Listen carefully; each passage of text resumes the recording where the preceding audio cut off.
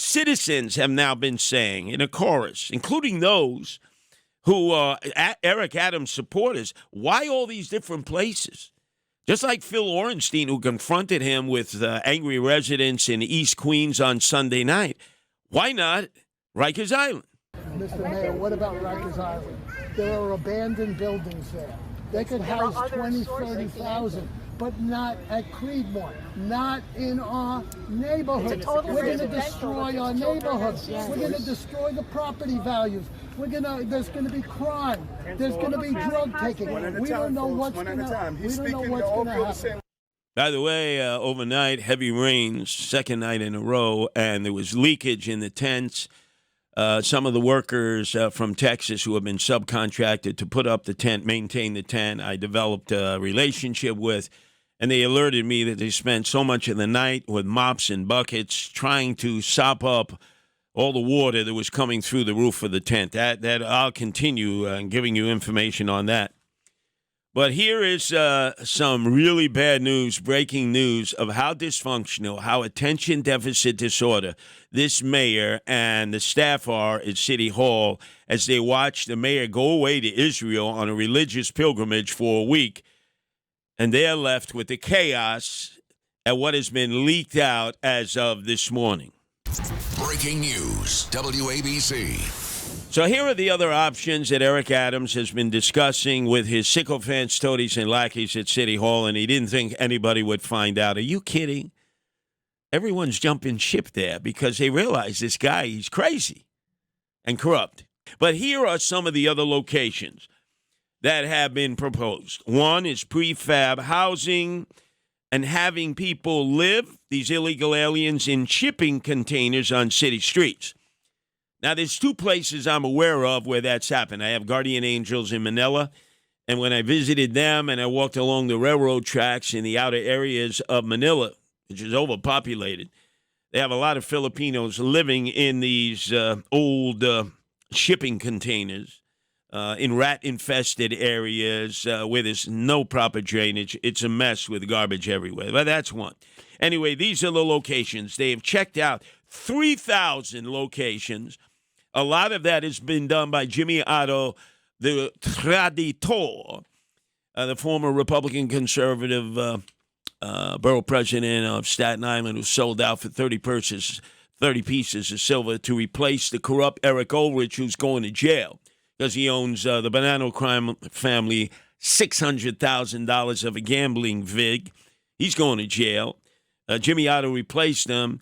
And he has sent his inspectors to do the specs to get all these locations lined up to house illegal aliens. The Citi Field parking lot is one of them.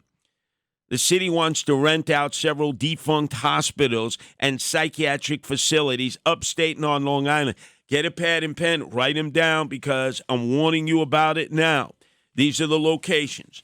The Park Slope Armory, which has housed female homeless. That's when Bill de Blasio was the councilman there. He did an intervention, and he said only female homeless. Wow, I thought Park Slope, they wanted all homeless. No. Medgar Evers College, which is the old Brooklyn Prep where I and Peter King went. Peter King graduated. I got kicked out. York College on Jamaica. Parking lots right there in Flushing Meadows, Corona Park. Yep. Flushing Meadows, Corona Park. It's huge. But there are already enough illegal aliens there. If you go on a Saturday and Sunday, who come from nearby Elmhurst, Corona, Jackson Heights, other places to enjoy Flushing Meadow Parks. But they're the illegals who snuck in under normal circumstances, not the ones who had the easy pass of late. Even city streets would be closed off to traffic and potentially filled with these prefabricated housing tents or converted shipping containers.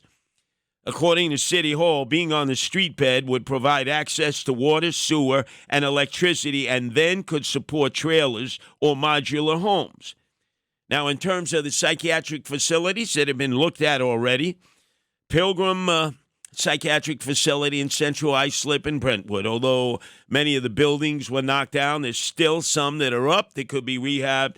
Likewise, with Kings Park, the psychiatric center way out in Long Island. They used to house 9,000. I think there were like 150 buildings. I was there when it was active. Now, most of those buildings have been knocked down. but some of them could be rehab. That's right. So whether it's Suffolk, and that is Suffolk County, both those locations, get ready. You see, Steve Malone, right, he's going to exit stage left. He's been so tainted and corrupt.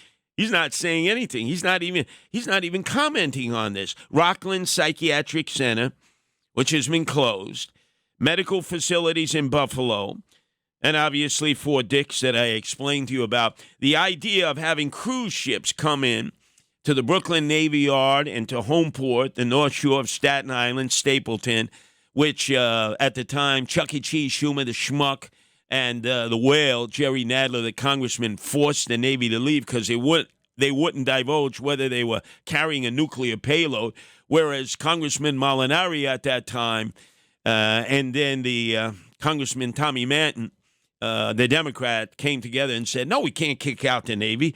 So the guy who keeps talking about cruise lines, something wrong with this guy, Joe Borelli, from the South Shore of Staten Island. He keeps saying to people, well, see, I told you we should have accepted the cruise lines. We should have accepted the cruise lines in Stapleton and the Brooklyn Navy Yard. Is this guy, hey, Justin, can we do a deep dive on this guy? Is he getting any kickbacks, from the Carnival Cruise Line?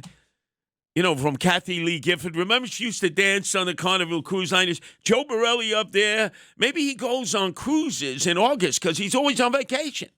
Last year he was on vacation. This year he's on vacation. Hey, man up, Joe Borelli. Stop with these cruise lines. Because remember, the cruise lines give kickbacks. I'm not suggesting you're getting it, Joe. But it's certainly starting to look like that more and more. This is absolutely crazy. Everywhere you look, Eric Adams, again, if you haven't heard, he's leaving the city for a week in the midst of this crisis, this mishigash, this hot mess that he created by inviting in illegal aliens. He's going to Martha's Vineyard where they chased their illegal aliens out in just one day to fundraise for his reelection effort. That's real chutzpah when people are now screaming one-term Eric.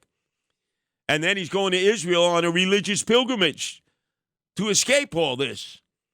And that's why, as mayor in exile, that's me, on the island of Manhattan, just biding my time, I am taking over for the week that he's away, and I am leading demonstrations galore, a lot of them involving civil disobedience, leading up and culminating to the takeover of Gracie Mansion next Sunday.